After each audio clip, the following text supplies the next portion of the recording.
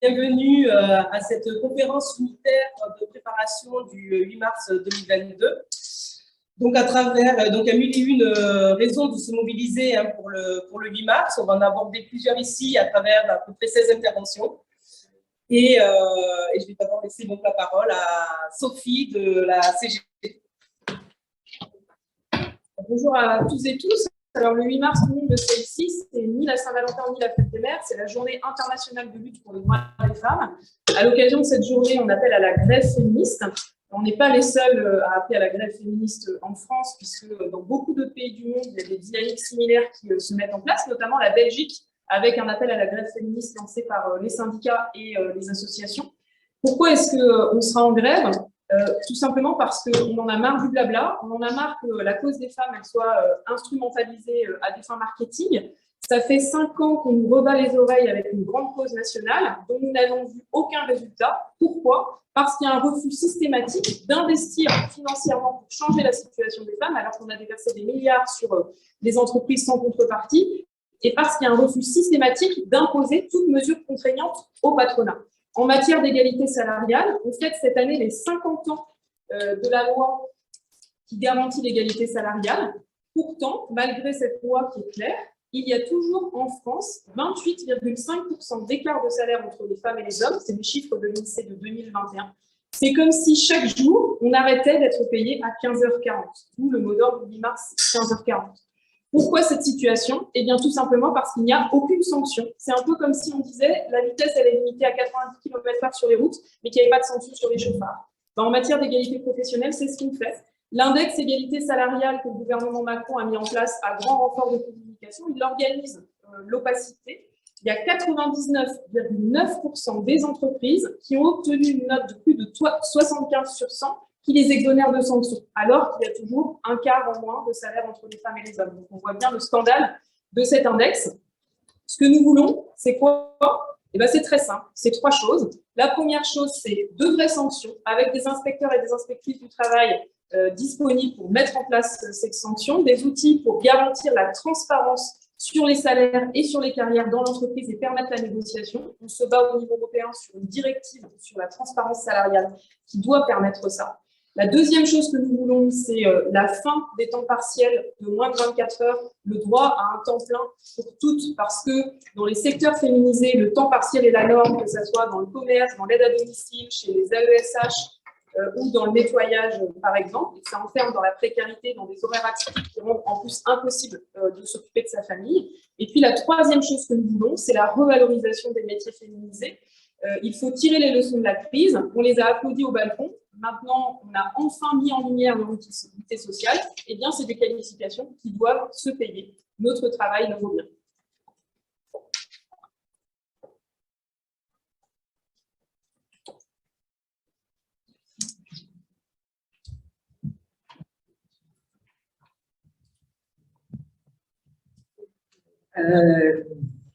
Oui, bonjour. Le 8 mars se déroule cette année dans un contexte d'élection présidentielle et nous avons 2 candidats d'extrême droite et d'autres d'ailleurs de droite extrême. Alors, l'extrême droite a toujours été contre les droits des femmes. Elle a une conception qui est essentialisante entre les femmes et les hommes. C'est-à-dire que les rôles sont fixés par nature et ils sont immuables. Femmes et hommes ne sont pas égaux, mais complémentaires. Les femmes, d'ailleurs, sont faites pour peupler la nation. L'extrême droite est contre l'avortement. Elle l'a montré plusieurs fois dans son histoire. Les commandos anti-avortement, le travail de sac sur Internet, la marche pour la vie dernièrement, et même tout à fait dernièrement, le vote à l'Assemblée nationale sur l'allongement des délais. Évidemment, l'extrême droite était contre. Mais elle est aussi contre l'homosexualité, qui n'est pas naturelle. Elle est contre la PMA. On l'a vu dans la manif pour tous. La famille est la cellule de base de la société et c'est très simple, c'est papa, maman, bébé. Zemmour, en plus, s'est fendu d'un livre, Le premier sexe, où il dit que les femmes sont un butin et parle en termes quasiment de prédateurs sexuels. Lui-même, d'ailleurs, est accusé. Le problème, c'est que trimballer toute cette idéologie, ça ne va pas du tout par les temps qui courent, c'est-à-dire les temps MeToo et les temps électoraux. Et pour ça, il faut trouver des solutions pour ne pas perdre des voix. Le Pen, depuis 2017, joue à la femme émancipée, moderne, divorcée, mère de 3 enfants, pas hostile à l'homosexualité. Et ça marche. Le gender gap, comme on dit, c'est-à-dire le vote différent entre les femmes et les hommes, s'est comblé en 2017. Zemmour, lui, adopte une autre tactique par rapport au premier sexe. Le passé, c'est du passé. Il ne faut plus en parler. Ben voyons. J'emploie à dessein ce terme « ben voyons » parce que c'est l'expression favorite de Zemmour. Il faut quand même se pencher sur le programme. Celui-ci, soit dit en passant, le programme de Le Pen et le programme de Zemmour, est très semblable sur l'immigration et la sécurité. Tous les deux font entre eux du copier-coller raciste et hyper répressif comme remède aux difficultés sociales extrêmes. Mais détaillons un peu plus. Pour Marine Le Pen, ça ne doit pas être essentiel, les droits des femmes, parce que ce n'est même pas dans les 22 propositions qu'elle met en tête de gondole. Zemmour, lui, a un programme pour les Françaises seulement. Il a tweeté d'ailleurs disant, le 2 février, disant qu'il ne toucherait pas aux droits des femmes. Ben voyons, on va le croire. Alors, sur l'avortement, par exemple, Le Pen est passé par toutes les couleurs. Je n'y toucherai pas, a-t-elle dit. Elle a parlé aussi d'avortement de confort. Maintenant, elle pense, je cite, que les évolutions sociétales, entre guillemets, pour que je me dépêche, sans doute le mariage et la PMA, divisent trop la société et qu'il faut un moratoire de 3 ans pour ouvrir les débats. Sympathique l'épée de Damoclès. Zemmour n'en parle pas du tout. Sur l'égalité salariale, rien de spécifique chez les deux. Comme ça, c'est clair. Rien sur la résolution de la précarité non plus. Ils encouragent tous les deux la natalité française, avec même 10 000 € à la naissance pour Zemmour dans le monde rural, mais seulement 60 000 places en crèche. Les féministes en réclament 500 000 et surtout la création d'un service public de la petite enfance. Je termine, il faut que j'aille vite.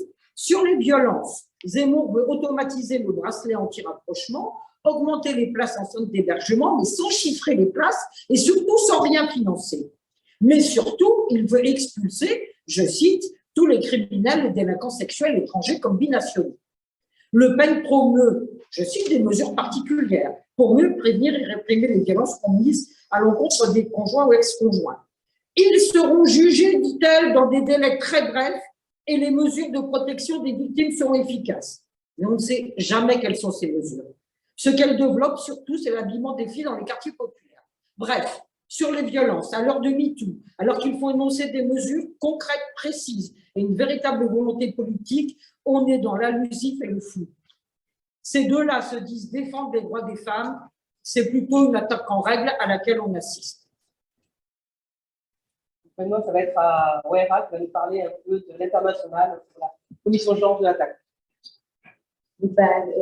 Cette année, donc, les féministes russes, justement, ont montré l'exemple et appellent les féministes du monde entier à rejoindre le mouvement anti-guerre et dénoncent aussi l'impérialisme de la Russie. Et donc, nous, notre collectif, dans ce contexte, est évidemment très préoccupé et s'associe aux demandes de retrait des troupes russes d'Ukraine, d'arrêt des bombardements et également s'associe aux revendications d'autodétermination des peuples. Donc, nous affirmons notre solidarité avec les femmes et les peuples d'Ukraine, également avec les Russes qui se mobilisent contre l'offensive et qui subissent de plein fouet en fait, les violences de la guerre. Donc, ce 8 mars, ça sera aussi l'occasion de réaffirmer notre solidarité avec les Afghanes et avec les femmes du monde entier. Et au niveau international, une des particularités des mouvements féministes, c'est de s'observer et s'inspirer les uns des autres. C'est comme ça, par exemple, que les femmes féministes ont pris de l'ampleur dans le monde de l'Argentine à l'Espagne ou en Suisse. Puisqu'il y a des situations évidemment qui sont différentes pour les femmes selon les contextes politiques, sociaux, historiques, mais on retrouve quand même des grandes tendances.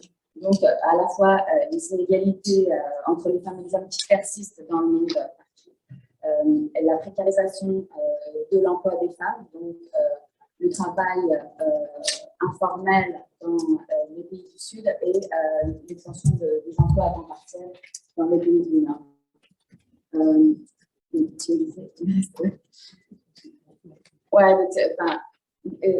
Donc, du coup, les féministes se mobilisent partout donc, face aux inégalités qui ont augmenté encore pendant la pandémie, alors que le chemin vers l'égalité était déjà très lent. Et donc, on a vu aussi avec la pandémie que dans de nombreux pays, les femmes ont été en première ligne, donc dans les emplois, en première ligne, notamment dans les secteurs de la santé. Il y a toute la question des soins, qui est remise aussi au centre des préoccupations par les féministes, puisque les soins sont majoritairement assumés par les femmes, que ce soit dans la sphère privée ou dans le champ de l'emploi. Donc, soit de manière sous-valorisée, soit invisibilisée. Donc, là, les féministes replacent aussi ces questions au centre des débats pour revaloriser ces activités, mais aussi pour qu'elles puissent être socialisées et partagées entre les femmes et les hommes.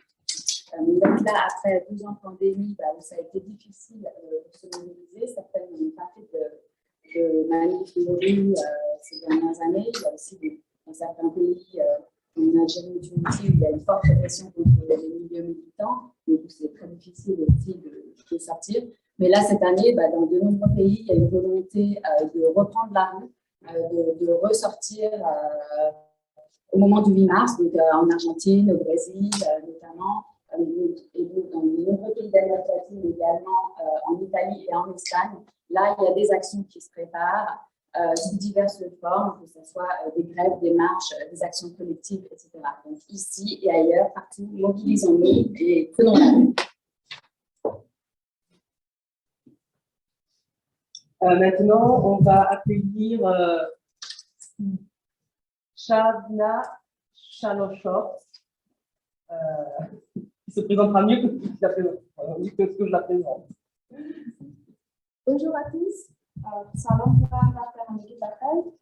خوشحال هستم که امروز در جمع شما هستم و در آغاز مراتب احساس همدردی و همدلی خود را با بانوان اوکراین ابراز می‌کنم که ما بهتر از هر کسی می‌تونیم اون را درک بکنیم و امیدوار هستم که هر چه زودتر این جنگ به اتمام برسد.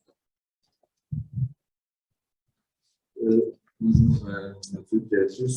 Nous sommes des ambassadrices et ambassadeurs de la jeunesse afghane, journalistes, écrivains, militants et associatifs artistes réunis par-delà des frontières autour des valeurs d'une vision commune d'un autre Afghanistan possible et par la conscience de combat qui nous appartient de mener pour porter la voix et les aspirations de nos compatriotes, surtout celles des femmes. Je déclare ma solidarité avec le peuple ukrainien. Je comprends mieux que quiconque leur peine, leur douleur, puisque ça fait 40 ans que mon pays est aussi en guerre et je déclare à nouveau ma solidarité avec le peuple afghan, surtout avec les femmes. 6 ماه قبل افغانستان سقوط کرد و سقوط افغانستان تنها سقوط یک جغرافیا و تغییر قدرت و دست یک گروه دیگر نبود، بلکه سقوط تمام ارزش‌ها و پیشرفت‌هایی بود که ما در طول این 20 سال اخیر با جان خود، با جان‌فدایی خود به دست آوردیم. Il y a 6 mois, l'Afghanistan est tombé sous la main des talibans. Et depuis, les jeunes Afghans résistent, notamment les filles, face à la dictature, l'obscurantisme et le terrorisme. La nouvelle génération prête à prendre en main son destin. Elles ont défié les talibans en osant continuer à vivre pleinement. Elles manifestent dans toutes les grandes villes, malgré la répression féroce, les assassinats, les enlèvements et les intimidations. Elles communiquent à visage découvert et souriant sur les réseaux sociaux. با اینکه مقاومت ما قبلا هم در برابر گروه‌های مختلفی از جمله گروه طالبان ادامه داشت، اما بعد از سقوط افغانستان زنان زیادی هستند که همکنون در برابر رسانه‌ها حتی با چهره‌ای باز با گروه طالبان، با گروه تروریستی طالبان مبارزه می‌کنند و با اینکه ترورها زیاد شده، ترور خانم‌ها اختطاف نشان خانم‌ها و یا فعلا هم که ممنوع الخروج قرار داده شدن، باز هم اون حس مبارزه طلبی تا هنوز در دل تک تک زنان افغانستان هست و تلاش میکنن که حداقل بتونن در برابر حقوق خود مبارزه بکنن. Comme je l'ai dit tout à l'heure, malgré la répression, les assassinats et les enlèvements, les femmes afghanes continuent à revendiquer leurs droits. Plus de 18 millions de femmes afghanes sont privées de tous leurs droits fondamentaux et sont enfermées chez elles. Et je répète encore une fois qu'elles communiquent sur les réseaux sociaux, mais aussi dans la rue à visage découvert face aux talibans, un groupe terroriste dont le passé est de démonstration. مبارزه ما به خاطر ارزش‌ها و باورهای ما حتی در این سیاق هم ادامه داره به پیشگاهی در نه تنها در برابر دولت طالبان بلکه هر گروه دیگری که بخواد حقوق ما را نقض بکنه و برخلاف ارزش‌ها و باورهای ما باشه ادامه داره. Notre combat est aussi présent en Occident, mais aussi partout dans le monde. Aujourd'hui, il y a une nouvelle génération éduquée d'Afghanistan qui n'est pas le même que dans les années 90. On est connecté au monde entier et on essaie de s'organiser pour organiser une résistance à l'international. قبل از فرارسیدن 8 مارچ من این روز به تمام زنان جهان تبریک میگم و با امید اینکه یک روز ما شاهد یک جهان برابر و عادلانه برای تمام زنان باشیم. Je souhaite, avant le 8 mars, je souhaite que toutes les femmes pour le 8 mars seront présentes pour défendre notre cause. Je vais continuer le reste en français parce qu'on a écrit ensemble et je vais vous le lire pour terminer l'intervention. Si les gouvernements européens étaient cohérents avec leurs valeurs affichées, alors ils auraient dû accueillir la résistance afghane comme une alliée. La France refuse d'accueillir les activistes, les féministes, les sportifs, les intellectuels, les syndicalistes les plus exposés. Les pays qui ont occupé l'Afghanistan pendant 20 ans au nom de la démocratie laissent aujourd'hui mourir la démocratie en acte. Dans le même temps, des réunions internationales ont lieu avec les dirigeants talibans sur le sol européen. Le 8 mars à Paris, la résistance afghane en exil et ses soutiens français seront présents. Nous dirons tous ensemble aux talibans que nous sommes la communauté internationale alternative, celle de la société civile qui ne les reconnaîtra jamais. Merci. Merci. Merci.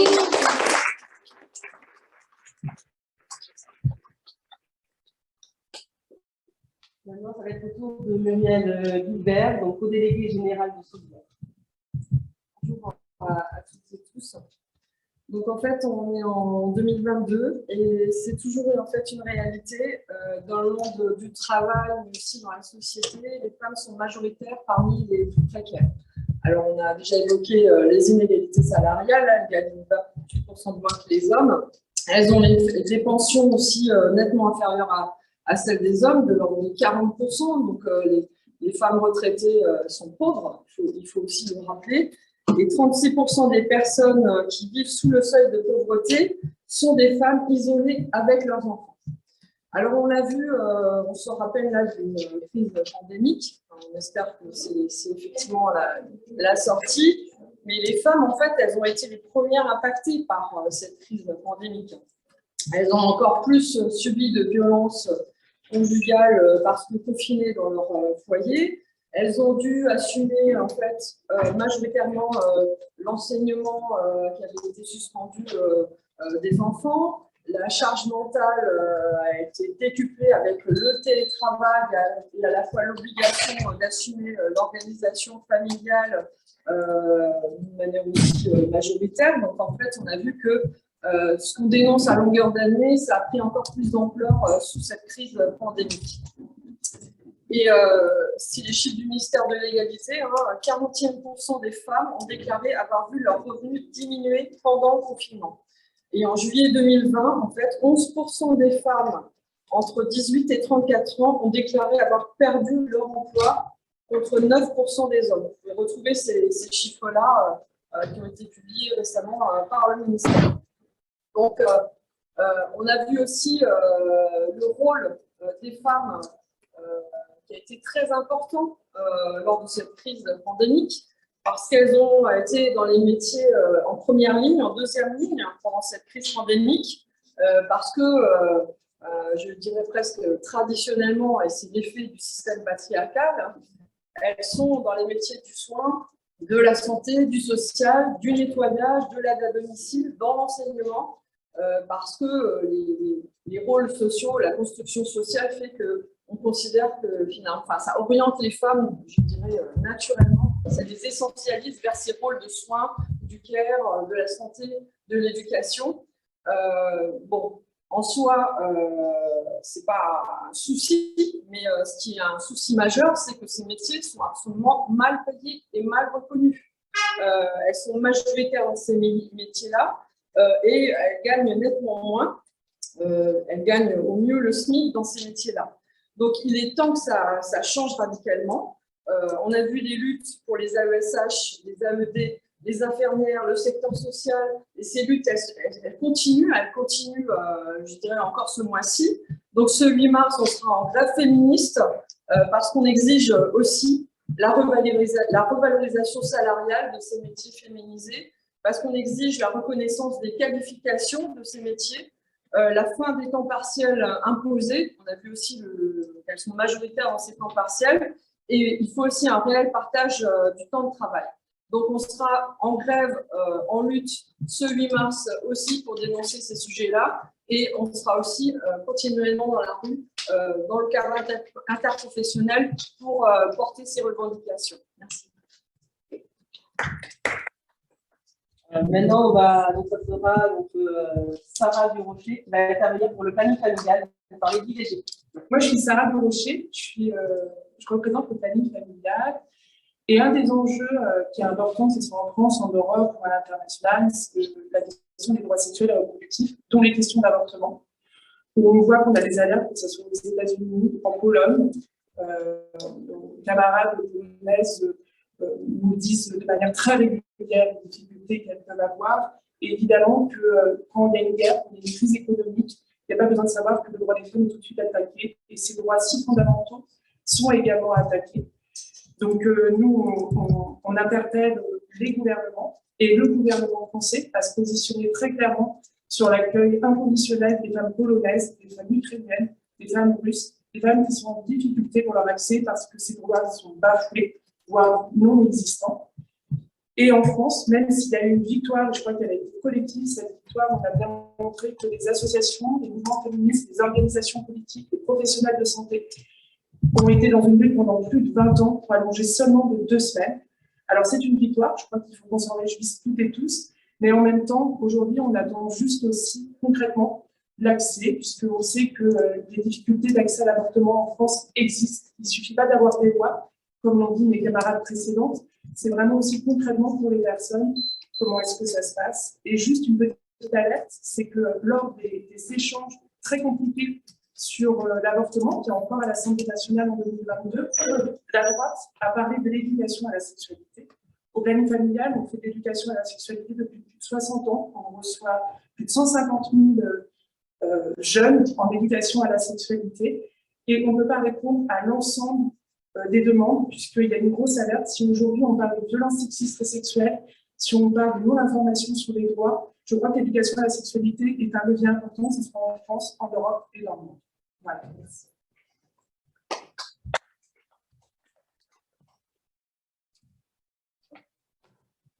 Du coup, maintenant, c'est Pauline qui va parler pour nous tous.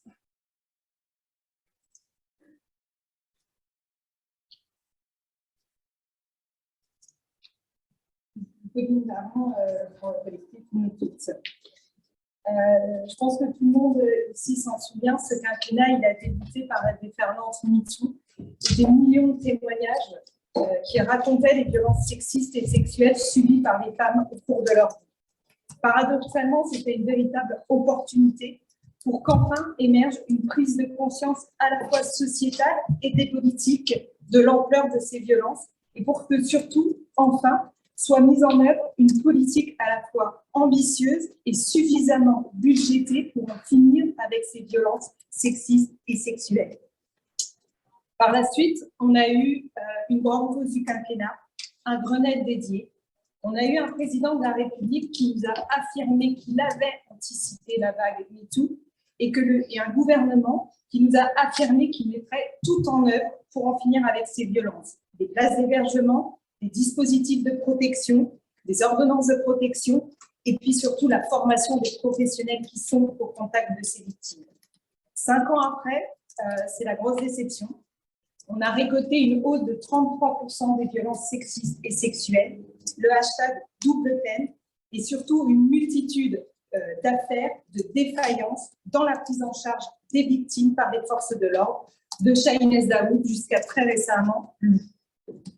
Il y a eu une prise de conscience de la société sur l'ampleur de ces violences. Et il y a eu des mesures qui ont été mises en œuvre, notamment en matière d'hébergement. Mais au bilan, une fois encore, on peut dire qu'on a perdu 5 ans parce qu'on n'a pas eu les moyens financiers suffisants pour lutter efficacement contre ces violences. On parle d'un budget de 330 millions d'euros alors qu'on demandait 1 milliard d'euros rien que sur les violences sexistes et sexuelles. Et puis surtout, on a pris conscience d'une chose, qu'il y a véritablement un déni de la part de ce gouvernement qui n'accepte pas qu'il y a un problème structurel dans la prise en charge des affaires de violences sexistes et sexuelles par les forces de l'ordre. Contrairement à ce qu'affirme le ministre de l'Intérieur, Gérald Darmanin, et contrairement à ce que révèle un audit qui a été publié en février 2021. Pour preuve, en mars 2021, avec le collectif Nous Toutes, on a lancé l'enquête Prends ma plainte, qui a pour le coup révélé une totale autre réalité.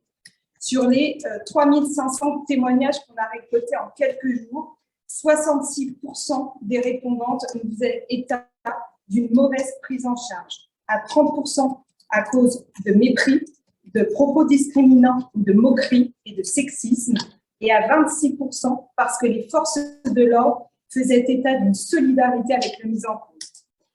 Récemment encore, il y a un rapport du centre Aubertine-Auclair qui datait de 2009, mais qui n'est sorti que récemment puisqu'il était maintenu secret par la préfecture de police de Paris, révèle aussi de nombreuses défaillances et violences rien que dans les commissariats d'Île-de-France. On parle de non-prise de rendez-vous chez les UMJ, de focalisation et de banalisation sur les violences physiques, de non-prise au sérieux des dénonciations de viol, de romantisation des violences conjugales, de mépris et de responsabilisation des victimes, notamment des mères, de manque de suivi des dossiers et des interventions au domicile qu'on nous a présentées par la suite comme étant la solution pour améliorer les choses qui ne fonctionnent pas.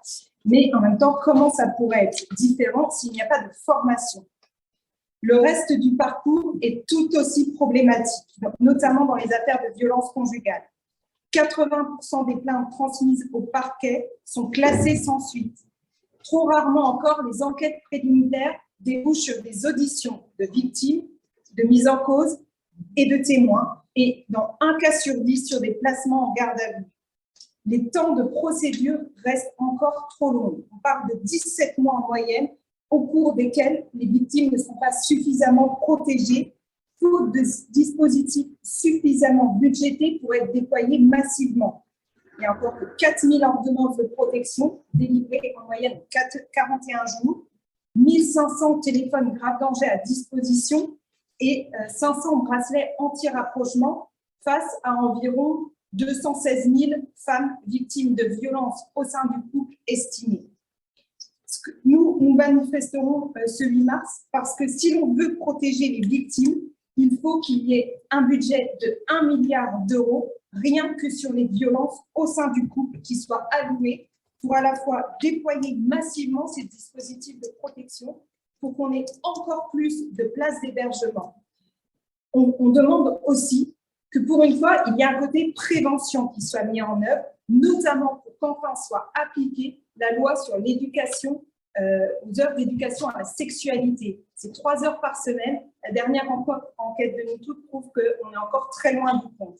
Et surtout, ce qu'on demande là de façon extrêmement urgente, c'est la formation régulière et surtout obligatoire des forces de l'ordre, mais également des sanctions des auteurs, flics et policiers et gendarmes qui sont auteurs de violences sexistes et sexuelles, et le fait qu'ils ne soient plus au contact des victimes et du public.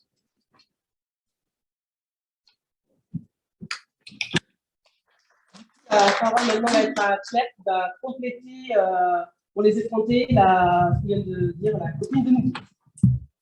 Bonjour à toutes et tous, je suis Charles pour les effronter. Je vais rester dans le cadre des violences domestiques et vous parler des violences subies par les enfants, parce que les mères sont aussi victimes du système patriarcal, les femmes sont aussi victimes du système patriarcal en tant que mères.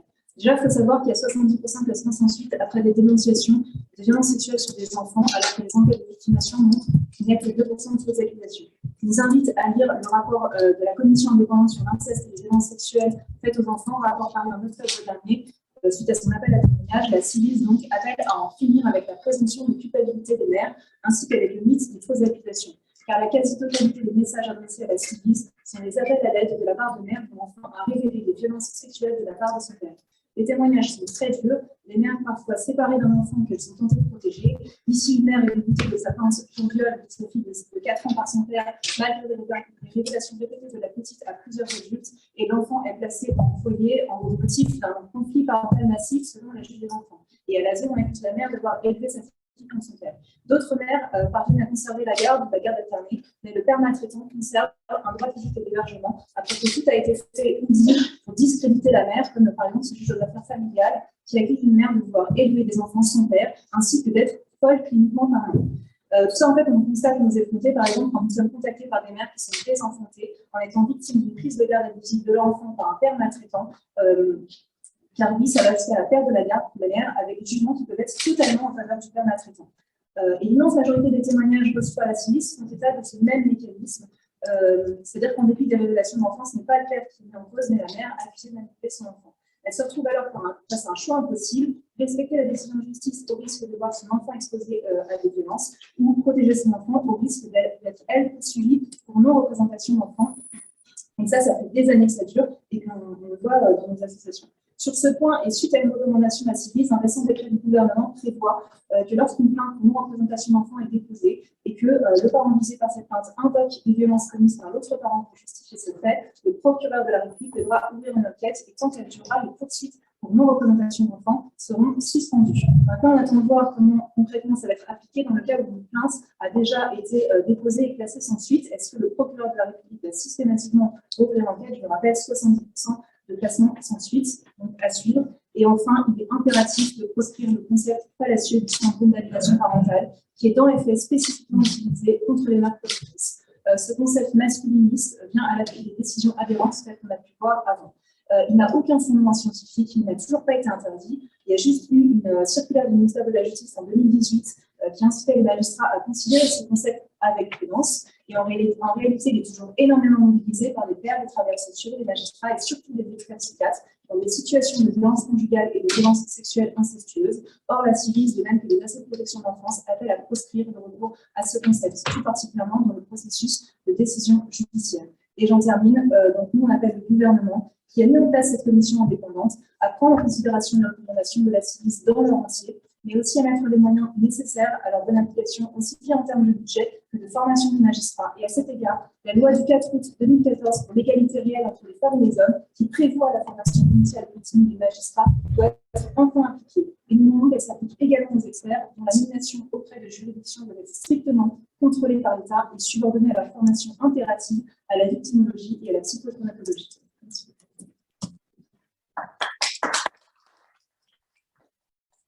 Alissa qui va intervenir pour oser le féminisme.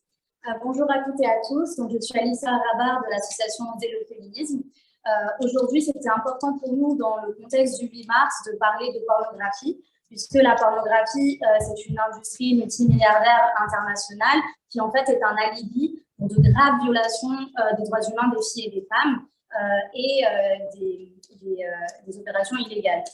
Donc, Oser le féminisme, nous, on est positionnés depuis plus de 10 ans contre ce qu'on appelle le système porno-criminel, qu'on dénonce. Et aujourd'hui, on est partie civile dans une affaire en France qui se profile déjà comme un procès historique en matière de violences sexistes et sexuelles, puisqu'on a déjà 50 victimes identifiées, dont une quarantaine sont accompagnées par notre association d'un point de vue psychotraumatique, juridique et social. Il y a potentiellement 500 hommes mis en cause, et puis il y a déjà un impact sans précédent, puisque au jour d'aujourd'hui, 11 producteurs et acteurs sont déjà mis en examen.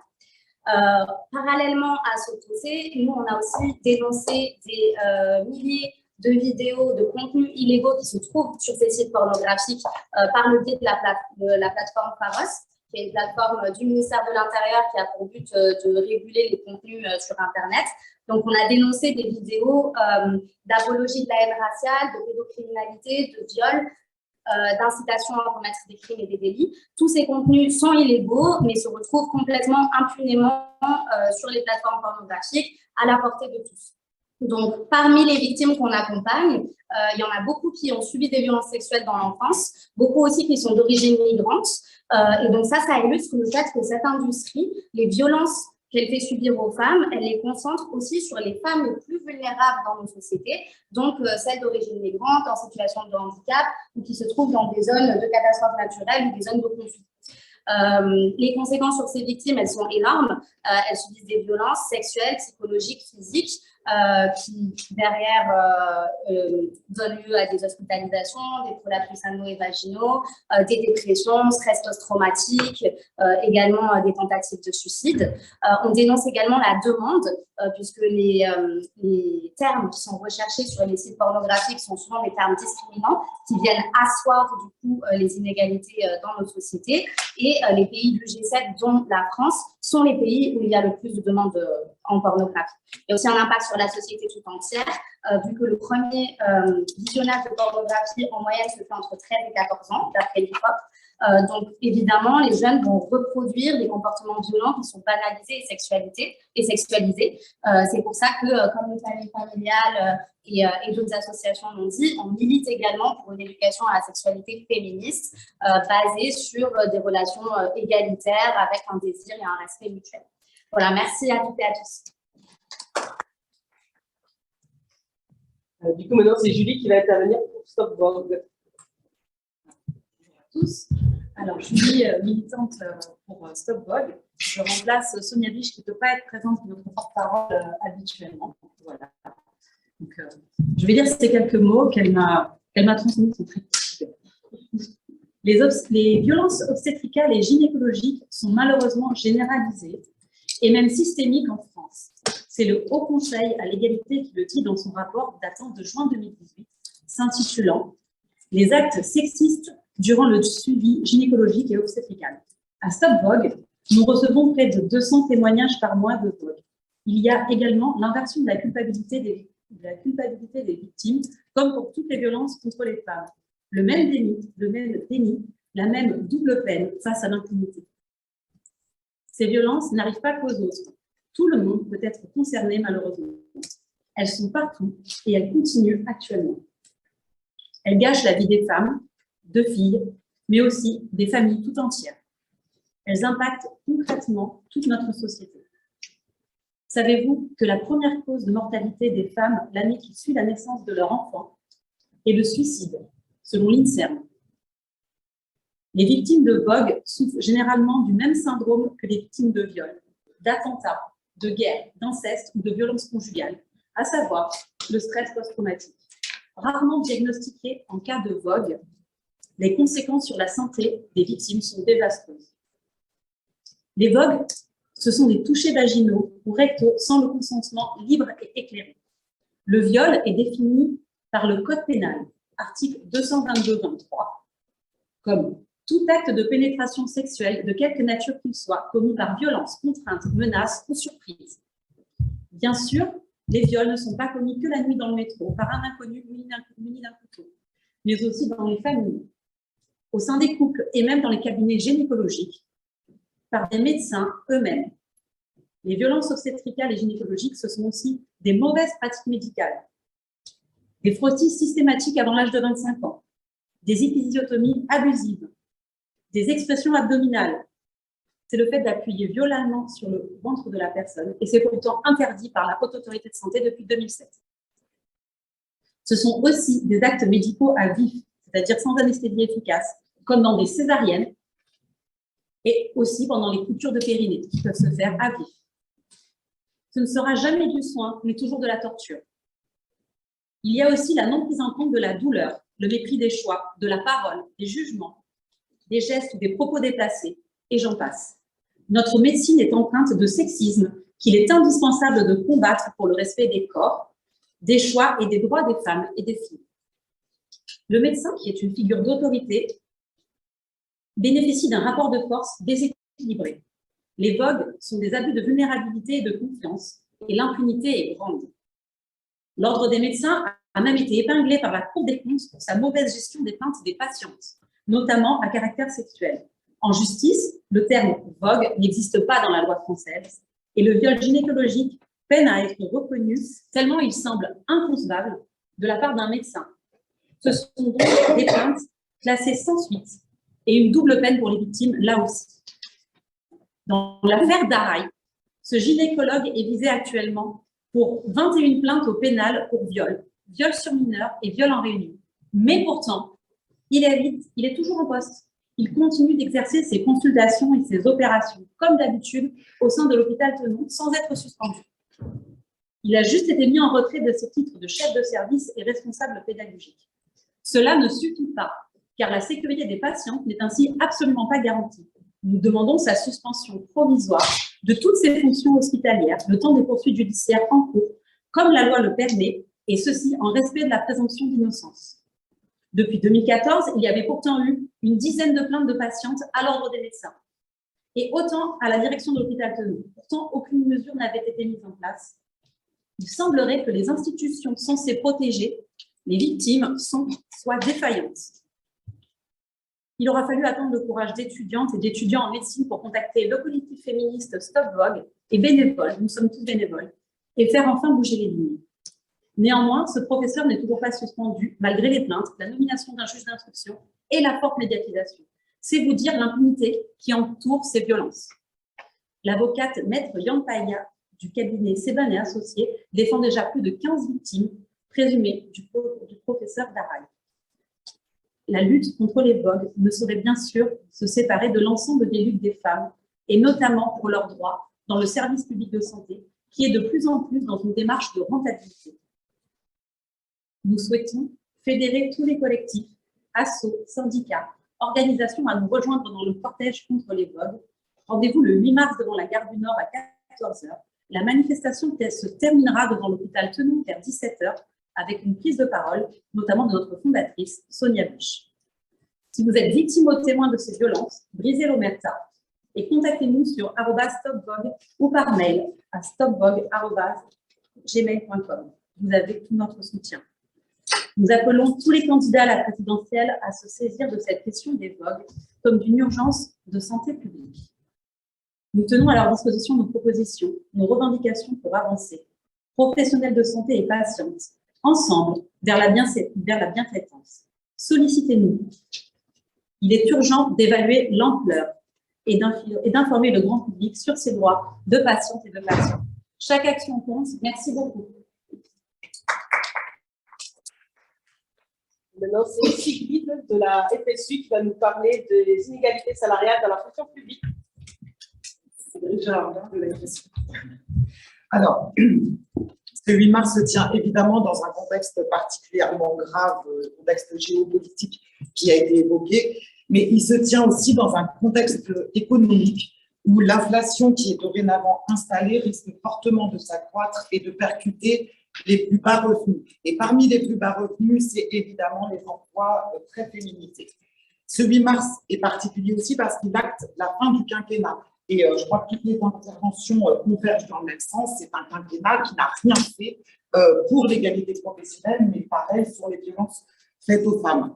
Nous sortons de 2 ans de pandémie où on a vu une mobilisation sans faille des femmes, notamment dans la fonction publique, avec des métiers très féminisés qui n'ont pas bénéficié de politiques ambitieuses en termes de revalorisation salariale et de revalorisation de leur carrière.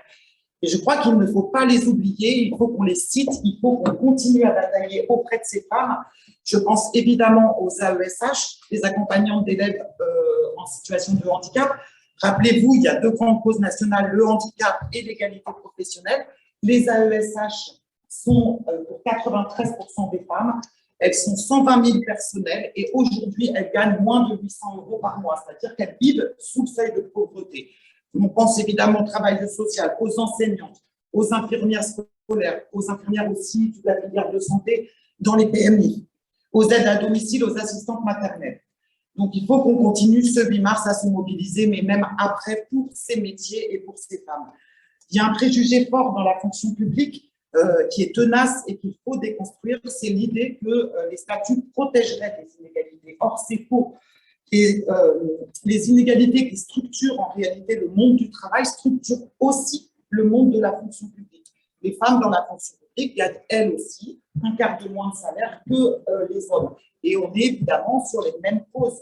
On est sur des histoires de ségrégation professionnelle, métiers féminisés, pas valorisés. On est sur les parts variables de rémunération à lieu et place des salaires, sur les temps partiels. Et qui dit temps partiel dit salaire partiel et dit pension partielle. Et on a une mobilisation forte aussi des retraités le 24 mars. Il faut que les féministes soient présentes.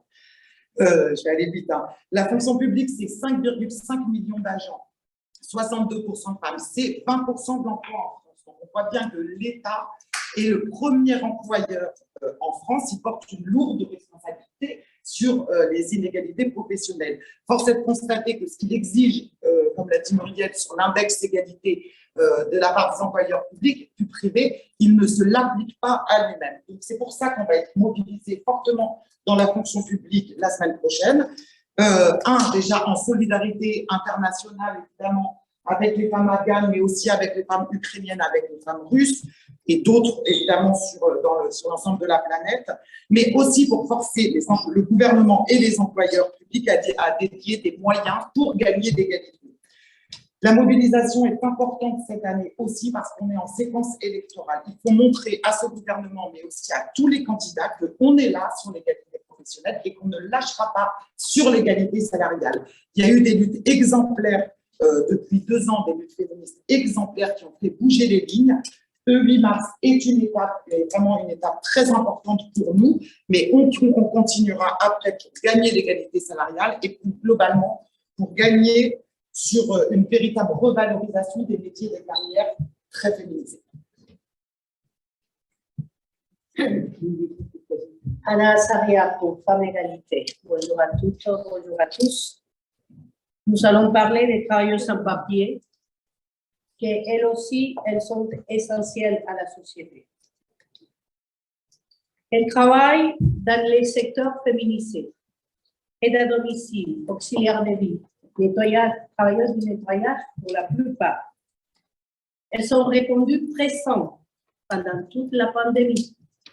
Elles ont travaillé avec sérieux et une grande responsabilité. Elles sont toutes dans des secteurs en tension, où la main-d'œuvre manque cruellement. Les familles, les employeurs ont besoin d'elles, leur font confiance, à tel point qu'elles leur confient leurs enfants, leurs parents, les clés de la maison. Pour quelles raisons l'État ne leur fait pas confiance? Pour quelles raisons l'État ne les régularise pas?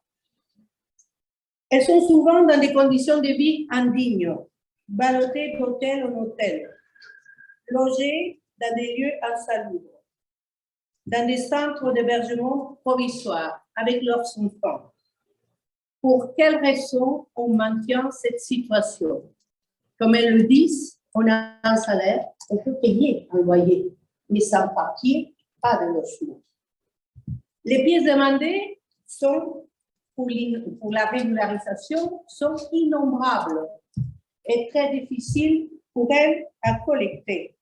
Les temps de présence exigés pour pouvoir être régularisés sont très longs. Et les rendez-vous dans les préfectures avec les taux numériques sont inaccessibles. Les préfectures sont engorgées. Elles ont fui aussi les guerres, Elles ont fui la pauvreté. Elles font partie de celles qui sont là pour survivre ou pour vivre en liberté. Parce que parmi elles, elles ont refusé de porter le voile là où elles étaient. Ou elles ont refusé des mariages forcés. Ou elles ont décidé de divorcer. Pourquoi ne pas les accueillir? Pour quels que soient les motifs, elles veulent vivre un avenir meilleur. Pourquoi ne pas les accepter et les régulariser? Parlons de celles qui ont déjà leur titre de séjour, qui sont en poste avec des contrats stables, des CDI, tout secteur confondu, des secteurs essentiels à la société, y compris des aides-soignantes, des caissières. Avec la prise de rendez-vous en ligne, il est impossible de renouveler les titres de séjour. Elles se retrouvent à nouveau sans papier. Elles sont licenciées et elles reçoivent un OQTF, c'est-à-dire un ordre de quitter le territoire français. Elles sont expulsables. Pourtant, elles sont là. Elles font le travail.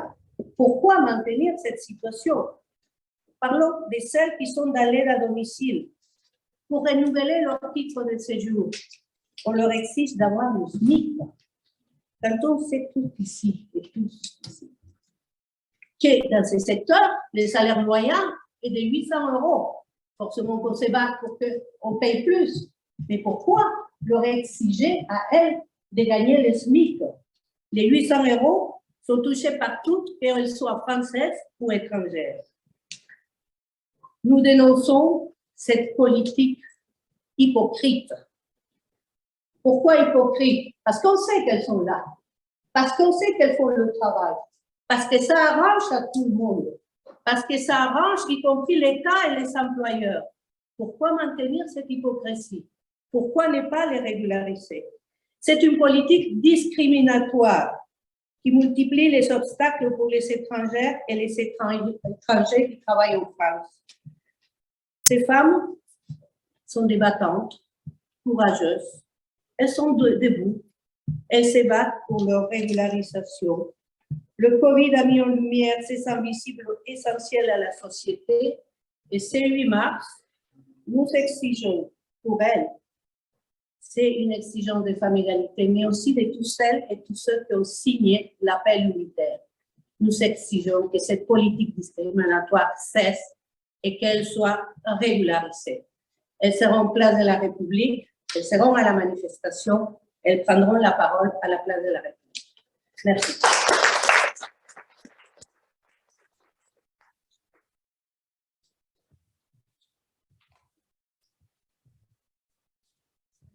Donc, c'est moi et Sonia Metman, interviendra pour l'UNEF, le syndicat étudiant.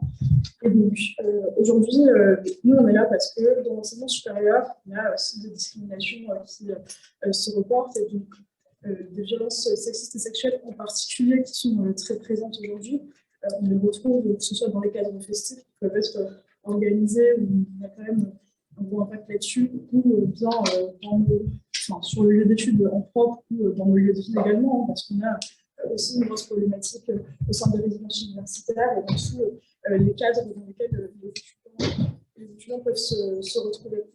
Aujourd'hui, on a encore beaucoup de chemin à faire sur ça, notamment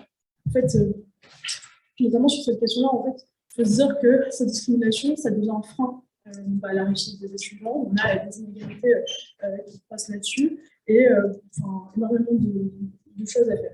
Notamment, on a à la fois une question sur l'accompagnement des personnes, parce qu'aujourd'hui, dans les dispositifs qui sont mis en place dans les universités, il y a seulement 45% des universités qui vont communiquer dessus, mais c'est aussi comment on augmente leur efficacité, parce que la plupart des cas qui sont remontés, il y a très peu de procédures disciplinaires qui sont mises en place, ou en tout cas qui aboutissent. Et donc là-dessus, il y a vraiment une nécessité d'avoir des mesures plus fortes et un système qui soit efficace en termes disciplinaires. Mais c'est aussi sur la formation des personnes qui nous encadrent, la formation des étudiants aussi, sur lesquels il faut qu'on puisse avancer. Là, on a un gouvernement qui n'a pas donné les moyens aux universités de pouvoir mettre des choses en place réellement. On nous a annoncé la possibilité d'avoir des formations en ligne pour les étudiants, mais ça reste encore quelque chose qui est très cool parce que ce sera vraiment à la bonne volonté de chaque établissement. C'est quelque chose qui n'est pas nécessairement efficace. Et au-delà de ça, c'est quand même aussi des inégalités qui peuvent subsister, notamment avec les questions économiques aussi. On sait, on a une précarité qui a touché énormément les étudiants avec la crise sanitaire, etc. Par contre, aujourd'hui, il faut se dire qu'entre le coût de la vie pour un étudiant et une étudiante, il y a encore un écart qui est quand même hyper significatif. C'est notamment à 540 € d'écart par an en plus pour une étudiante aussi. Et donc là-dessus, il faut qu'on puisse s'interroger parce que c'est tout ce qui va être taxe rose, mais aussi toutes les protections périodiques qui sont un coût supplémentaire. Donc on a se battu là-dessus pendant des années pour qu'il y ait une gratuité des protections périodiques qui soient mises à disposition dans les lieux et dans les lieux de vie, donc dans les résidences universitaires notamment. C'est quelque chose qui a commencé à être fait par endroit. Par contre, c'est toujours pas effectif et on ne donne pas les moyens de pouvoir mettre ces choses-là en place. Donc, encore beaucoup de choses à faire. C'est pour ça que sur ce 10 mars, nous, on appelle à se mobiliser pour les étudiants. Notamment, on est à la veille d'une élection présidentielle et il est grand temps que le gouvernement et là, les différents candidats aient en tête ces problématiques-là et mettent des moyens dans l'enseignement supérieur pour lutter contre les discriminations.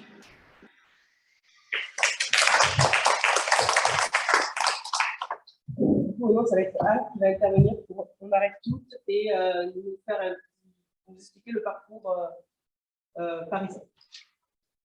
Oui, bonjour. Donc, Anne Leclerc du collectif féministe On arrête toutes. Oui, donc, je crois que vous avez entendu tous et toutes les raisons de la colère des femmes, des mobilisations des femmes. Et on a réfléchi pour la manifestation du 8 mars à un parcours qui permet de faire ressortir, visibiliser à la fois la situation des femmes dans ce système toujours patriarcal, dans ces inégalités professionnelles.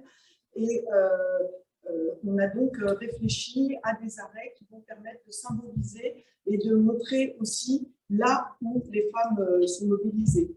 Alors, cette année, et c'était avant l'intervention des troupes russes, l'occupation des troupes russes en Ukraine, on avait décidé de commencer à 13 h par un rassemblement à Gare du Nord, un rassemblement de solidarité internationale, parce que comme ça a été dit, le 8 mars, c'est une journée internationale pour les droits des femmes, et les nombreux conflits, alors des conflits en existent toujours, mais c'est quand même les femmes qui sont les premières victimes, et il nous a semblé important d'avoir entre 13 h et 14 h, heure de début de la manifestation, un moment dédié à la solidarité internationale. Bien sûr, on pensait aux femmes afghanes, qui viennent donc de connaître depuis plusieurs mois une situation intenable au niveau de leurs droits. L'Ukraine, évidemment, sera présente dans les prises de parole, mais aussi la Gare du Nord, c'est le symbole aussi des 3 féministes kurdes qui ont été assassinés pas loin de la Gare du Nord. Et tous les ans, il y a une manifestation à l'initiative des associations féministes kurdes, mais soutenues par l'ensemble des associations féministes et aussi organisations syndicales et politiques. On a choisi aussi ce lieu-là comme un symbole de solidarité internationale. Alors, on va aller jusqu'à l'hôpital Féminin, on va descendre par boulevard Magenta jusqu'à la place de la République. Et place de la République, on va dédier les prises de parole et animations aussi autour de la question, de plusieurs questions et situations des femmes. Comme vient de le dire Anna, la situation des femmes réfugiées, des femmes sans papier. Ça sera l'occasion aussi de visibiliser leur lutte pour obtenir des papiers, leur situation. Il y a aussi la question du logement. On ne l'a pas abordé, mais il faut savoir que le droit au logement, l'État est partie prenante de l'initiative du 8 mars, parce que les femmes en situation de précarité, de manque d'accessibilité au logement, payent le prix fort. Et c'est aussi important de mettre cette question-là. Donc, il y aura aussi une prise de parole sur la question d'accès au logement. Mais il va y avoir aussi, par rapport aux salariés et qui sont des travailleuses du social et qui sont en lutte depuis plusieurs mois, une prise de parole parce que le lien aussi est facile à faire entre les salariés du social, donc en majorité des femmes, qui luttent aussi pour leurs droits, mais aussi pour le droit des personnes qu'elles accompagnent, que ce soit le droit des réfugiés, le droit des femmes sans papier, des femmes sans logement et des femmes en situation de précarité. Donc, la place de la République, il y aura l'ensemble de ces prises de parole. On ne sait pas encore au niveau du timing où on en sera, mais à 15h40, on prévoit un temps fort parce que 15h40, c'est l'heure où les femmes commencent à travailler gratuitement.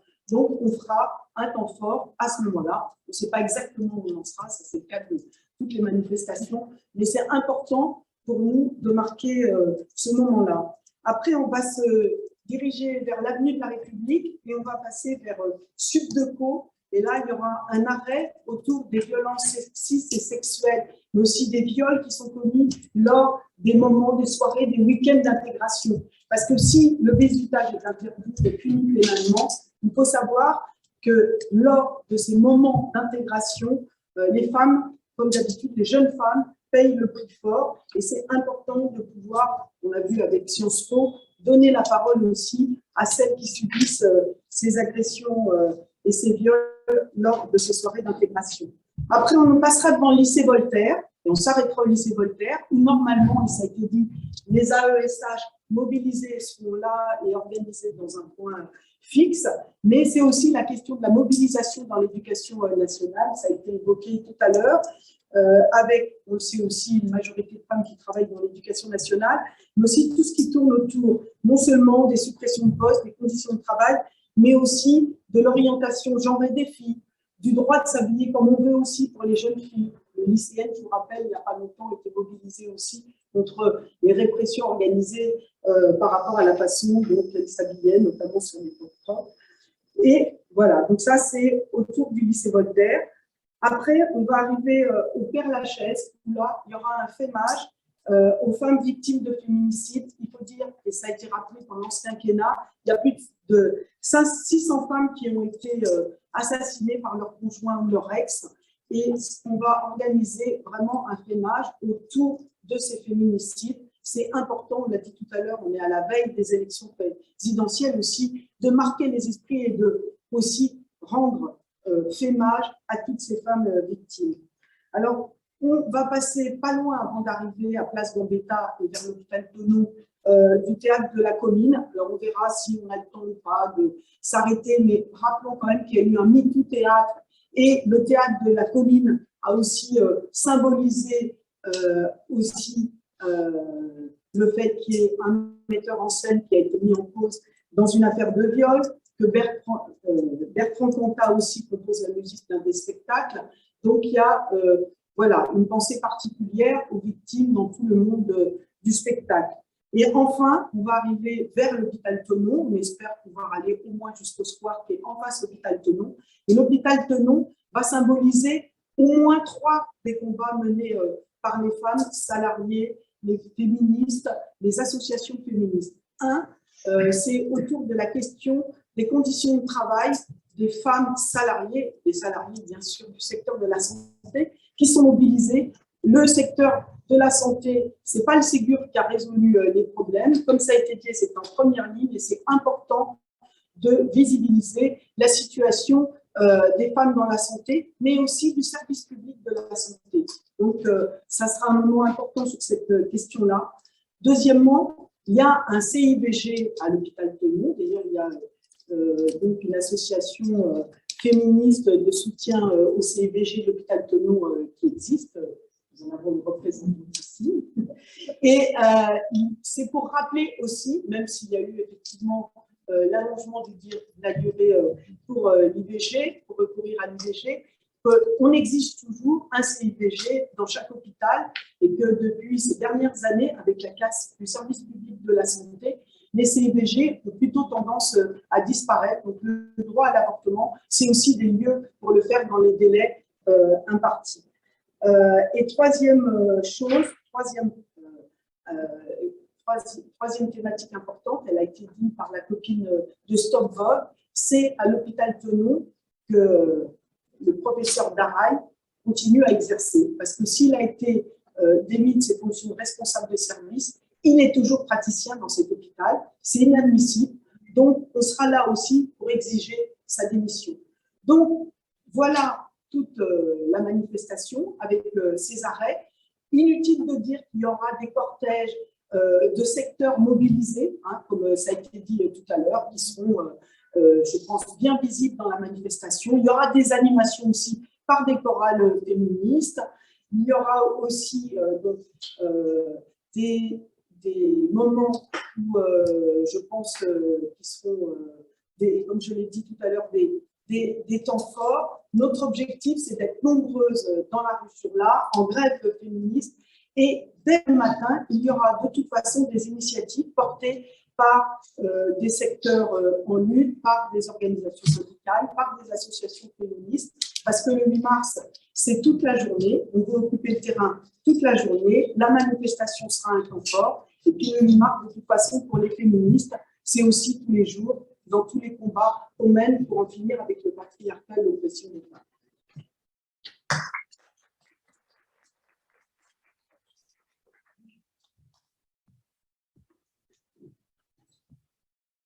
Donc, je suis Ferua pour le collectif militaire. Donc, juste pour rappeler vite fait, donc, cet appel à la grève féministe du 8 mars, il a été signé par plus de 60 associations et organisations, plus une dizaine de partis politiques qui appellent en soutien. Pour rappeler aussi qu'il y a un appel militaire, un appel militaire à la grève dans la santé, qui est porté donc, par les différentes organisations de la santé, hein, la CGT, la Santé sociaux et la FSU et la CNT, et voilà, qui est appelé par plusieurs organismes de l'association sanitaire de la santé. Pour rappeler aussi vite fait que c'est une mobilisation qui aura lieu sur tout le territoire. Il y a plus d'une centaine d'actions qui auront lieu sur le territoire. Et il y a aussi des actions qui auront lieu notamment dans les différentes EHPAD et des appels à rassemblement devant Orpea. Hein, quand on rappelle, hein, il y a eu le scandale des EHPAD qui a eu lieu il y a quelques semaines de ça, hein, où toujours les actionnaires qui se font du fric sur les soignants, sur les personnes âgées, voilà. Donc, il y aura des rassemblements devant les différentes EHPAD, devant Orpea et des mobilisations partout sur le territoire.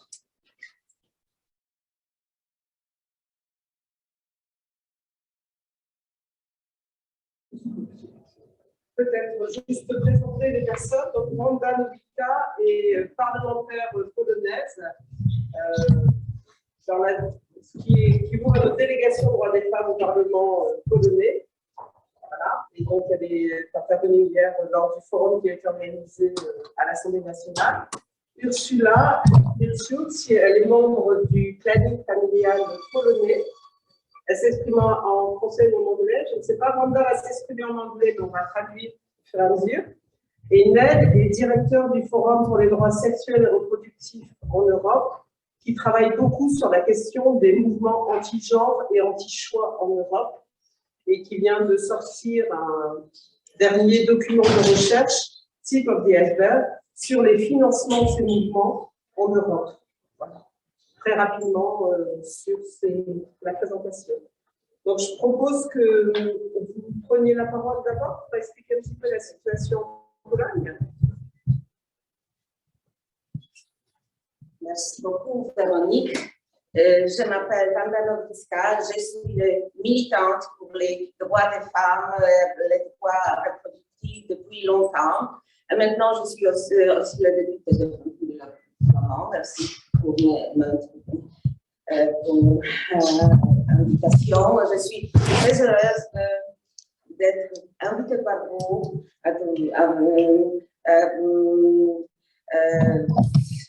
parce que je suis féministe aussi. I will speak in English. I'm sorry, my French is not sufficient for that. If you don't understand something, I hope someone will help you. But if you don't understand, just let me know. So the struggle for reproductive rights in Poland lasts for at least 30 years. It started in a very unexpected moment where Poland regained freedom and democracy and has joined the democratic societies of Europe. In the same time, est-ce qu'il faut traduire ou est-ce que tout le monde comprend? Ça va? Sinon, on peut traduire. En gros, enfin, voilà. Yes, c'est des problèmes des droits des femmes en Pologne, ça date depuis 30 ans, au moment où la Pologne s'est libérée, mais les droits des femmes ont été mis à mal avec l'arrivée des religieux catholiques au pouvoir. Yes, and the restrictive legislation has already been adopted in Poland in 1993. But since that time, we didn't allow to go further in restrictions against women's rights until this very moment. Voilà. Donc depuis 1993, il y a vraiment eu des restrictions importantes sur les droits des femmes et depuis ça continue de plus en plus. Yes, and as you must have heard, 2 years ago, the Polish Constitutional Tribunal, which in fact is illegitimate body in our legal system due to negative changes in our democratic structures, it passed extremely repressive decision according to which practically abortion is delegalized in Poland and fully inaccessible. Donc il y a 2 ans, le tribunal dit constitutionnel, qui est en fait un tribunal complètement illégitime, a fait passer une loi il y a 2 ans qui a restreint l'avortement de façon très importante, interdisant quasiment la totalité des avortements. And you will hear more about the details how this decision of the tribunal affected women's situation. I just briefly tell you that women started in Poland to die. Pregnant women started to die as a result of repressive legislation because Polish doctors are afraid of performing abortions even to save women's life. Donc en fait, cela détaillera plus en détail la façon dont aujourd'hui cette loi a des conséquences concrètes sur la vie des femmes et sur le fait que des femmes aujourd'hui meurent en Pologne parce que des médecins ne veulent pas prendre la décision de les avorter quand elles sont en situation difficile. Yes, what is even what makes the situation even more dramatic under current political climate and situation, women are not only deprived of their human rights to decide about their life, about the reproduction and sexuality, but they have been deprived of civic rights to demonstrate, to protest in the streets, to express how they feel about this situation.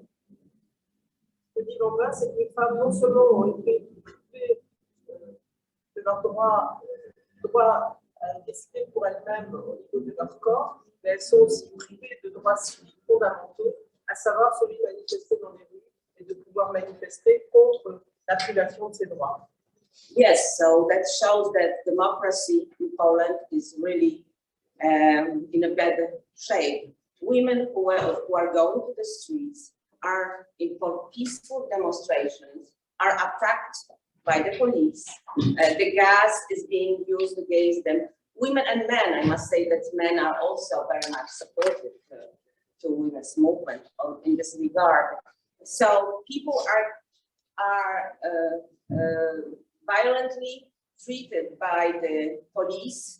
They've been arrested. They've been really repressed, and that shows that this current decision, the leadership of Poland, is really started a real war against women. It is not only war about the bodies, but this is war about basic rights to say what you like or you don't like. Parce que ce qui est extrêmement dingue, c'est que c'est une attaque vraiment contre la démocratie. Aujourd'hui, les femmes se bagarrent non seulement pour leurs droits sexuels et pour leurs droits à décider de leur corps, mais elles sont aussi attaquées personnellement quand elles manifestent et quand elles veulent bénéficier de droits civiques. Et elles ont été attaquées lors des manifestations complètement pacifiques, elles ont été arrêtées, elles ont été violentées par la police. Et ça, c'est une atteinte vraiment à la démocratie en Pologne qui s'est beaucoup développée ces derniers mois. Despite all these atrocities, women don't surrender, as you can expect. Women's movements, women's groups do a lot of things. I will mention one of which I am also a part, which is as a Polish feminist from my political party, which is the Left Party, together with women's movement, we started the civic and legal initiative called Legal Abortion Without Compromise. And this is the draft legislation. We've been able to collect more than 100,000 signatures. And on the 8th of March, this is not an accident, as you may expect, we are submitting this draft proposal with all these signatures to the parliament. And of course, we are aware in the current. Aujourd'hui, il y a une pétition qui est circulée pour pouvoir déposer un nouveau projet de loi citoyen pour réclamer l'avortement légal pour toutes les femmes en Pologne, qui a recueilli presque 200 000 signatures. Le seuil pour pouvoir être proposé au Parlement, c'est 100 000 signatures. Et donc, l'idée, c'est que ce projet citoyen de loi pour demander la légalisation de l'avortement en Pologne sera présenté le 8 mars au Parlement polonais. Yes, and of course we are aware we are not winning this battle now under the current political situation, but it is important that this debate on women's rights will take place in Parliament, that people hear that women are not don't agree with what's happening, that they are going to work and fight for their rights. And this is just the one battle, but the war will be eventually won by us. That's my personal belief. And thank you so much for that.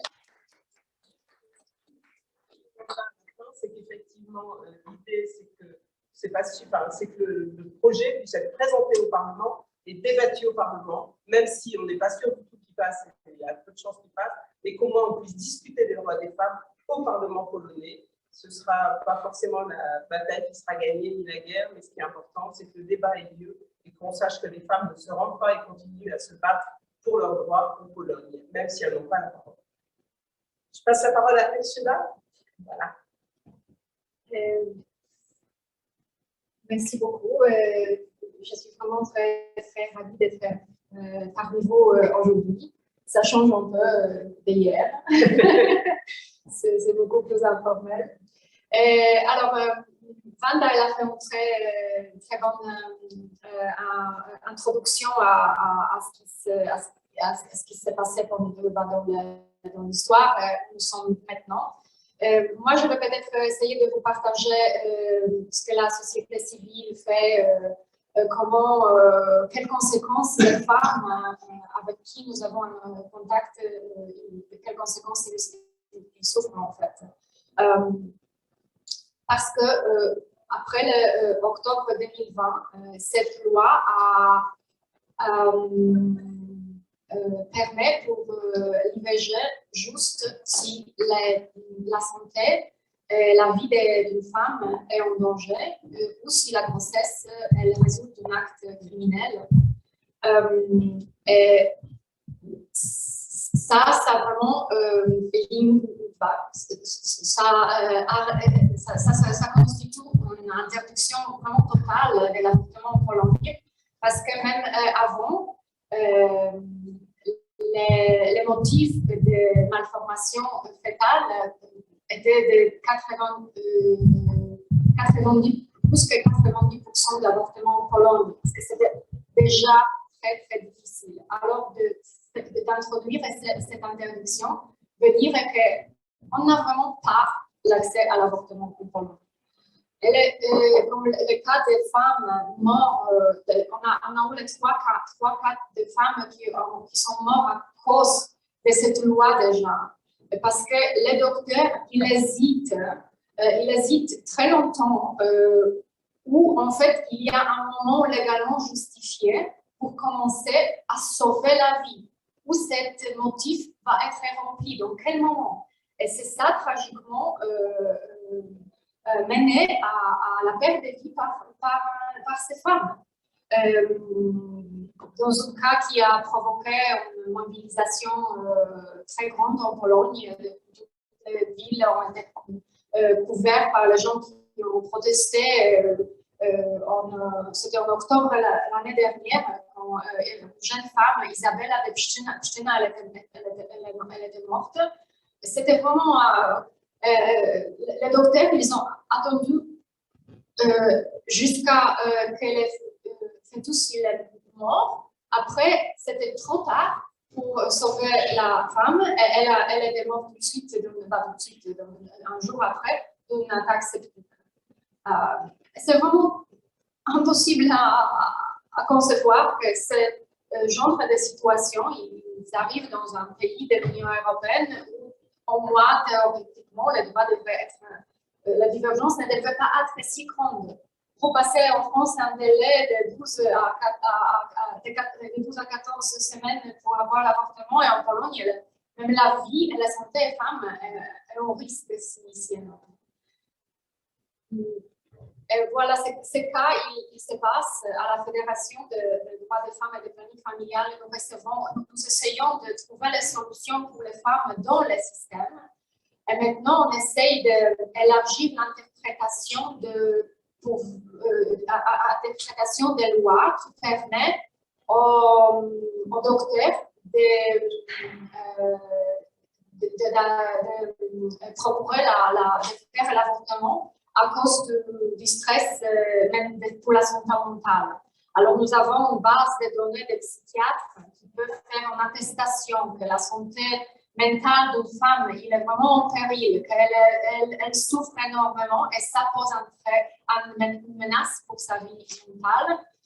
S'il y a 2 psychiatres qui l'attestent, après, une femme peut aller dans un hôpital public, et là, elle doit de nouveau très souvent subir maintenant, ça c'est pas sérieux, c'est pas vraiment la santé mentale, c'est pas la santé, c'est pas que la dépression, c'est une raison pour l'avortement. Alors c'est déjà une lutte pour ces femmes-là de décider d'utiliser cette voie que nous essayons de leur faire possible, mais c'est pas vraiment facile.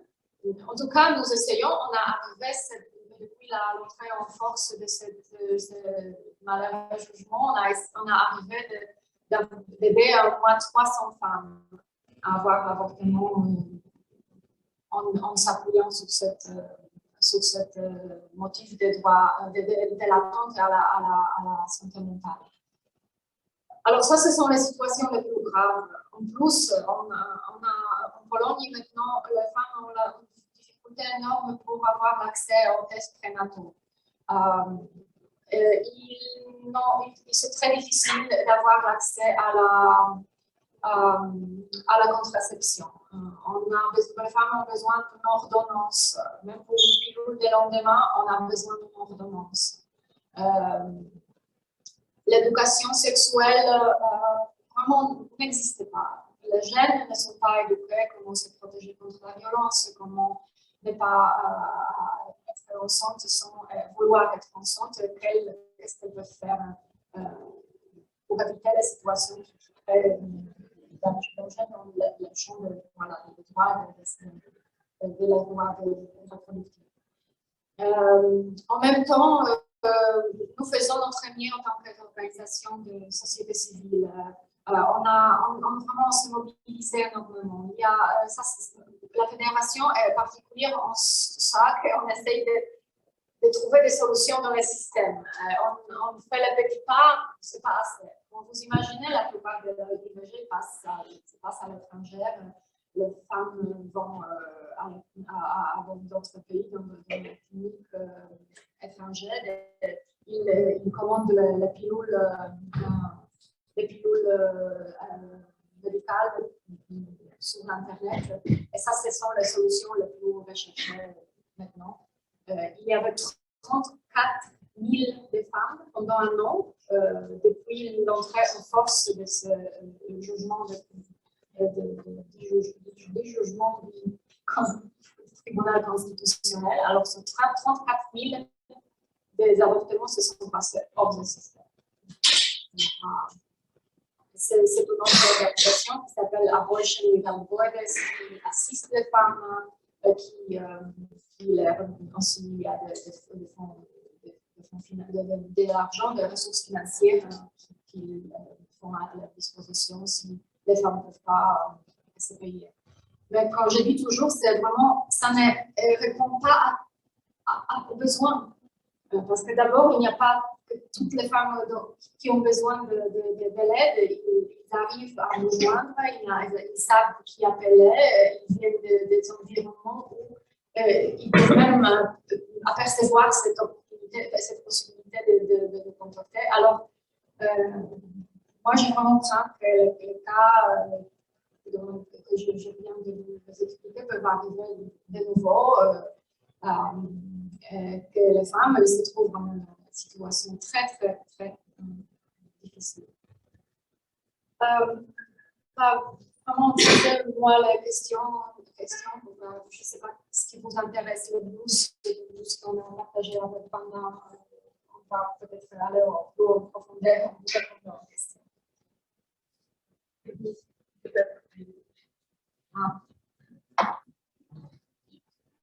Peut-être une intervention, peut-être simplement de se dire que ce qui se passe en Pologne, c'est aussi lié à tous ces mouvements anti-choix, anti-genre. Peut-être en dire un mot rapidement par email, une présentation de ces mouvements et de leur action. Et je pense qu'après, on échange justement sur des questions très concrètes. Ça marche. Je suis Nicolas, forum parlementaire européen sur les droits sexuels et reproductifs. Et je voulais juste aborder deux points avec vous.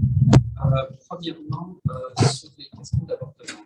Madame a présenté son collectif sur ce recul parfois de mort. Je voulais juste attirer votre attention sur une étude que nous avons réalisée l'année passée.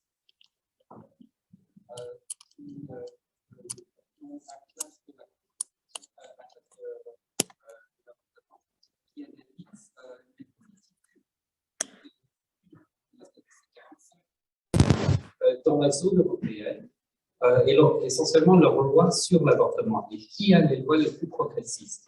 Comme Madame avait évoqué les Pays-Bas, mais en fait, c'est la Suède qui est championne des lois sur l'avortement. La France ne figure pas trop mal, il y a des progrès à faire, mais éventuellement, quand on veut comparer notre pays avec d'autres pays, on a la classe.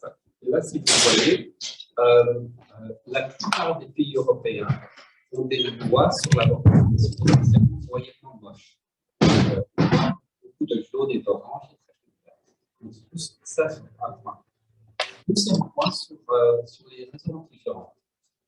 Donc, j'aimerais commencer, puisqu'on a eu le témoignage des deux militantes et Madame la députée de Pologne. Une chose qu'il faudrait tenir compte, c'est que ce qui se passe en Pologne, ce n'est pas parce que la Pologne est un pays catholique, conservateur, etc. La Pologne l'a toujours été, et ne l'est pas plus maintenant qu'auparavant. Ce qui s'est passé en Pologne, c'est qu'il y a certaines organisations qui se sont créées ces 10 dernières années, et ces organisations ont pu accéder à des postes de pouvoir et ont été une force d'impulsion pour des nouvelles idées, dont des idées pour restreindre l'avortement, mais aussi d'autres idées. Donc, vous avez peut-être entendu parler des zones anti-LGBT en Pologne. Il y a aussi des lois, des projets de loi qui pénaliseraient l'éducation à la sexualité. Il y a un processus pour faire retirer la Pologne de la Convention d'Istanbul sur les violences contre les femmes. Donc tout ça, ça fait partie du même programme d'activité. Et c'est essentiellement mené par une organisation qui s'appelle Ordo Iuris, avec beaucoup d'antennes avec d'autres noms. Et donc, ce qu'il faut comprendre, c'est qu'en Pologne, ce qui se passe, c'est dirigé, c'est impulsé par une organisation bien spéciale, une organisation anti-genre, et avec un agenda qui est aussi bien contre les femmes que contre les personnes LGBT, contre la question du genre même, et une question à creuser qui n'a pas encore été faite, c'est il remet aussi en cause les droits des enfants, et c'est à plusieurs niveaux. Donc ça, c'est une chose. Nous avons réalisé une enquête sur les financements des réseaux anti-genre tels que Ordo Iuris, qui est un réseau présent en Pologne, mais aussi présent dans beaucoup d'autres pays. Donc, il y a des antennes ici, en France, de ces mêmes réseaux. Quand nous avons regardé les financements de ces organisations, nous avons pu constater que sur une période de 10 ans, sur une décennie, qui va de 2009 à 2018, qui correspond plus ou moins à 2 législatures à la ligne du Parlement européen. Donc, on l'a choisi comme ça. Donc, sur cette période de 10 ans, nous avons pu détailler plus de 700 millions de dollars pour 54 organisations anti-genre. Donc, en 2010, c'est similaire dans une demi-douzaine de pays européens, mais aussi la Fondation Jérôme Lejeune, qui est une des plus grandes organisations anti-genre présentes en France, mais aussi active à l'échelle européenne, active aussi dans plusieurs pays. Donc, nous avons pu trouver 700 millions de dollars. En euros, je crois que ça fait 620 000, 630 000 millions d'euros. Un autre élément que nous avons trouvé, c'est que ce montant avait quadruplé sur cette période de 10 ans.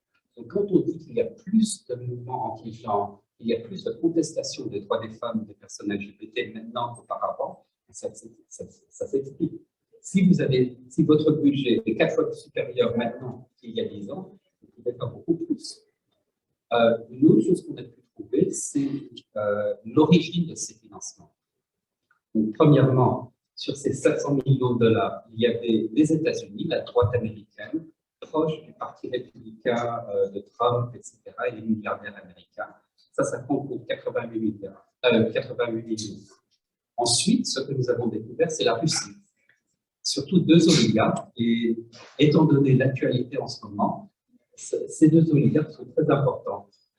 Les deux oligarques sont bannis de l'Union européenne et des États-Unis pour le rôle qu'ils ont joué en soutenant les séparatistes de Luhansk et Donetsk. Et je crois que maintenant, je n'ai même pas besoin d'expliquer qu'est-ce que c'est Luhansk et Donetsk. On le sait tous. Il y a une semaine, j'aurais pu l'expliquer. Et donc, c'est ce genre d'acteurs russes qui est impliqué dans le financement de ces anti-genres, notamment en Espagne, en Italie, pas en France, de ce que j'ai trouvé, un petit peu avec le Rassemblement national. Et puis sinon, le reste de l'argent vient de l'Europe même, des élites, des sociétés, etc. 430 millions vient de l'Europe. Donc, ça, c'est comme. Donc, nous l'avons détaillé dans ce rapport. La pointe émergée de l'iceberg, donc si ça nous intéresse, il y a quelques exemples. Terminer sur le point français, vos anti-genres ici en France, ils ne sont pas restés en France. Et donc, peut-être que vous n'êtes pas conscient de ce qu'ils ont fait ailleurs. Donc, la Fondation Jérôme Lejeune, qui est parmi les plus importantes en Europe, est active à créer des réseaux à l'échelle européenne pour faire reculer le droit à l'IVG particulièrement. Donc, à l'époque, ils avaient créé une plateforme qui s'appelle Stop Eugenics Now, arrêtez les programmes d'eugénisme maintenant, et qui remettait en cause exactement le droit à l'avortement pour anomalie fétale. Donc, ça, c'était une initiative financée par la Fondation Jérôme Lejeune. Une autre initiative que la Fondation Jérôme Lejeune a pris la mainmise dessus, c'est la Fédération Un de nous, la Fédération One of Us, qui demande l'arrêt des financements de l'Union européenne pour les questions d'IVG. Une autre exportation française, c'est la Manif pour tous. Vous vous rappelez de ça. Donc, à partir de la France, ensuite, dans d'autres pays, c'est la Manif pour tous italienne. En Allemagne, Demo für alle, qui veut dire exactement la même chose, mais en allemand. Un truc en finlandais, dont je n'osais pas prononcer l'intitulé en finnois. Aussi en Croatie, en Slovaquie. Je crois que c'est un autre élément de tenir compte de ce réseautage transnational qui se fait en partie à partir de la France. Et la France ces exigences aussi sont appliquées à l'échelle européenne. Mais bon, je vais terminer sur ça. C'est détaillé dans le rapport et j'espère que vous avez trouvé ça intéressant. Merci beaucoup.